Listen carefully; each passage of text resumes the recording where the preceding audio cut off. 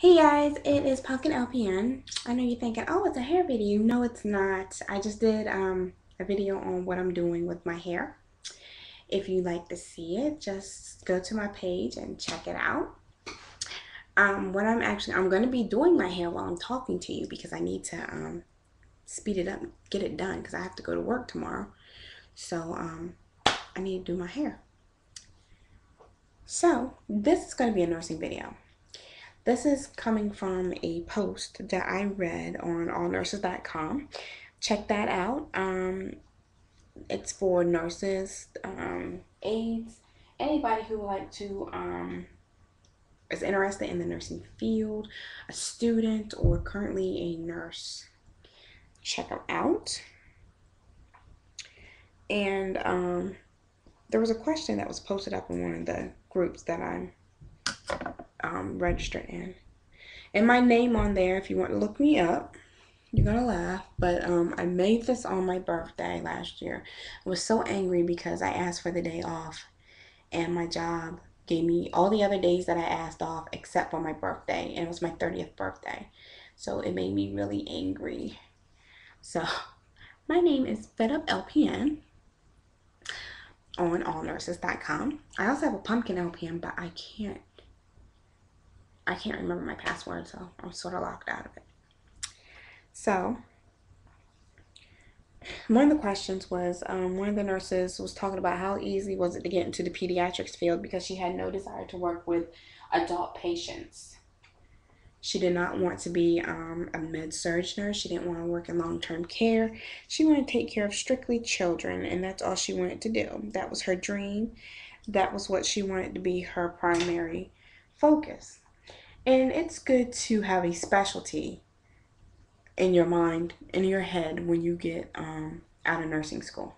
But you have to understand you're not going to always be able to find that job. If you're going 6 to 9 months down the road out of nursing school and you can't find a job in your profession, it's you might want to go ahead and choose something else, like a different specialty, or put your application in at a big corporation like let's use something in Virginia like Riverside or Centera, Chesapeake General, Mary Immaculate, Bone Secures, something like that.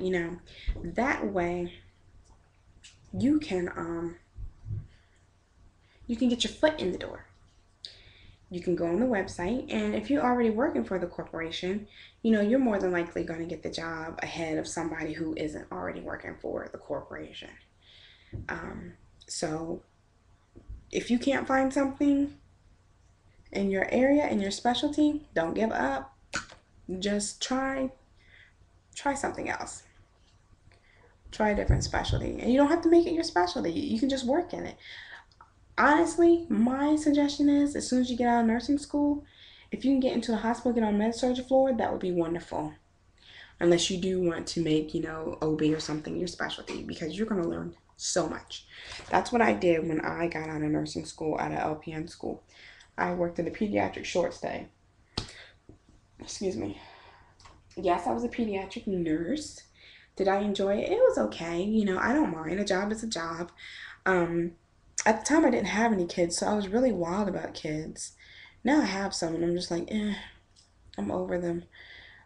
No, I'm just messing.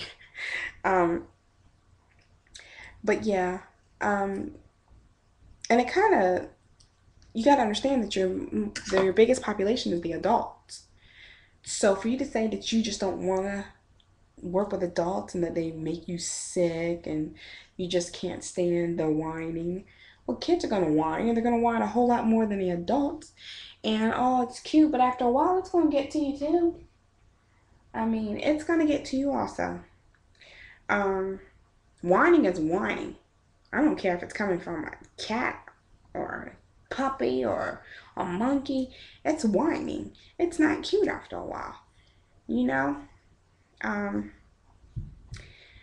I guess I took offense too because I'm long-term care nurse. It's not what I want to make my specialty when I get my RN. I want to become a OB nurse for labor and delivery. Well, I want to be a labor and delivery nurse. Um, So I'll be switching totally different spectrums. Right now, how I look at, I'm taking care of people at the end of their life. And I'd like to actually go to the beginning. So, I'm trying to fix my mirror. Excuse me.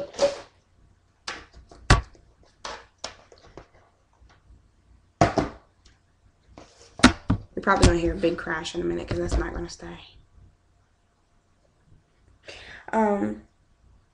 So, yeah. And a lot of people, they have to take long-term care and they don't want to take long-term care because, oh, it's old people, they're sick, they're going to die. You know, I just don't want to take care of them. It's so depressing. I admit, there's days where I could come home and I could cry. I could. Have I? I'm not a real crybaby like that, you know. It takes a lot for me to cry. If I'm crying, somebody run because somebody's either really pissed me off or, you know, something really, really, really, really tragic's happened in my family. So I don't cry like that. I've had my moments where I almost have. I really have. But this is how I look at long-term care, and hopefully for those of you that were thinking about becoming a long-term care nurse, or you don't really want to be a long-term care nurse, but that's the only job you can get. This is how you have to look at it. You're working with people who can no longer take care of themselves. They probably have dementia. They can't remember who they are. They probably can remember what they've done. They can probably remember something way from back when they were a little kid, but they can't remember what they did a few minutes ago. You're going to have to accept that. You're going to have to listen to the old stories about what happened in 1932 or 1927 when they hopped the train and went to Kentucky. You know, you're going to have to hear about how they went and picked up the bucket of fried chicken at KFC for the family this afternoon for dinner, even though they went nowhere. You got to understand, these people, especially the ones that I take care of and have taken care of, they once held high positions in society. They were doctors, lawyers, nurses. They were, and some of them not so high. Druggies. You know, some people, I have some patients that are in their 40s and their 50s. They're in a nursing home.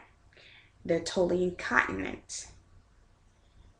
And their memory is shot all to heck. Why? Drugs.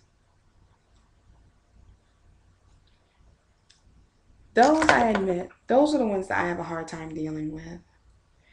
And I had to sit myself down and remember that they need just as much care as the other ones, even though they did it to themselves. Now, the ones that, you know, the older ones, they would never want to see themselves like this. And you have to understand, too, that you're their family now. They're going to see you more than they see their regular family. And you're there to help them make the best of the few years that they have left. You're going to see them every day. You're going to get to know them. You're going to know what they like, what they dislike. You're going to know their habits. You're there to make their last days pleasurable. And you have to make the best of it. They're going to die. It's inevitable. We're all going to die. But your job is to make their life as high of a quality as you can for these last few years. That's why when I go in, even if I'm pissed off, even if I'm in a bad mood, I see my residents and I go, hey, how are you, hun? Hey, hun, how are you? Pretty day today, isn't it? A smile goes a long way. A smile goes a longer way with a person with dementia and a elderly person than a harsh word. You might want to get frustrated and just, you know, yell at them. What are you doing? I've seen so many nurses do that.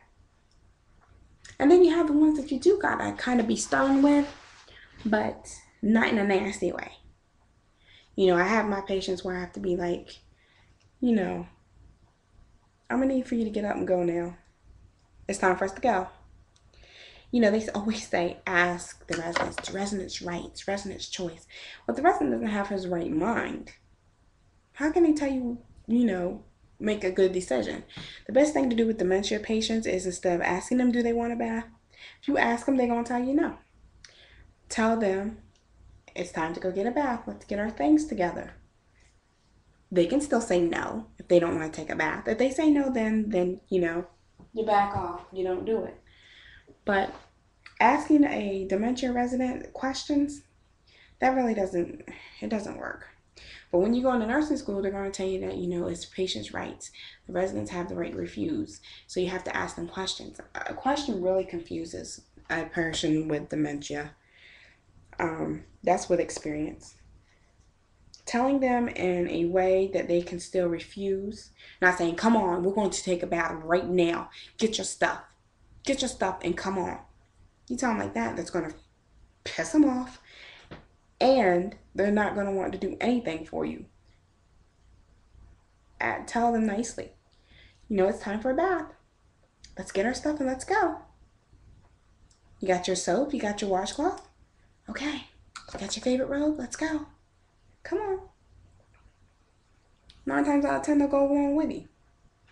And if they refuse, then you go and get, you know, if you're the aide, you go get the nurse. If you're the nurse, you just document it. Refuse shower. Refuse bath. That's how it works. So, in general, in conclusion, long-term care is not that bad. Consider it because we do need long-term care nurses, and the pay actually is better than the hospital. So, normally you get paid maybe $4 or $5 more than a hospital an hour. So, consider that. Consider making someone's end of life some of the best memories and moments. Because you'd be surprised, even though they have dementia, they remember some tidbit of you. Like I have a few of my residents, they don't remember my face, but they remember my voice. Because you can tell that they can recognize my voice. And it's really weird because with me and dementia patients, they cannot say a word, but I know exactly what they want. Everybody says that's weird. You know, they can be looking at you just, I have one lady's like, she's just standing there like, and I was like, oh, you want a cup so you can get a drink of water? And she's like, yeah. I don't know. It made sense to me, probably because I'm going to get dementia when I get older. I can just feel it all up in here. I can feel the dementia just dangling over my head. But yeah. So please consider long-term care and realize that you are going to have to take care of every age range. You might not get in your specialty, but there's always a job out there for you somewhere. And just because you have it set in your heart and in your mind what you want to do, it might not be the place where God wants you to be. Because I always thought that pediatrics was for me. That's where I needed to be. Once I worked in pediatrics, I realized I'm supposed to be in long-term care. How I got my first long-term care job was I called on the phone, asked them where they were hiring, and she was like, yes. What are you? I was like, an LPN. And she's like, how many years of experience do you have? I was like, I'm just at 1 year. And she hired me over the phone. I never filled out an application. She never saw my face. But I got the job over the phone. And when I went there, I filled out the application, got my schedule and everything. And I've been in long-term care ever since. I stayed at that one job for 5 years. And I would still be there if my husband had not come along and swept me off my feet and whisked me away. So, please think about long-term care. Thank you guys for watching. Comment, rate, subscribe. And I love you guys. Bye.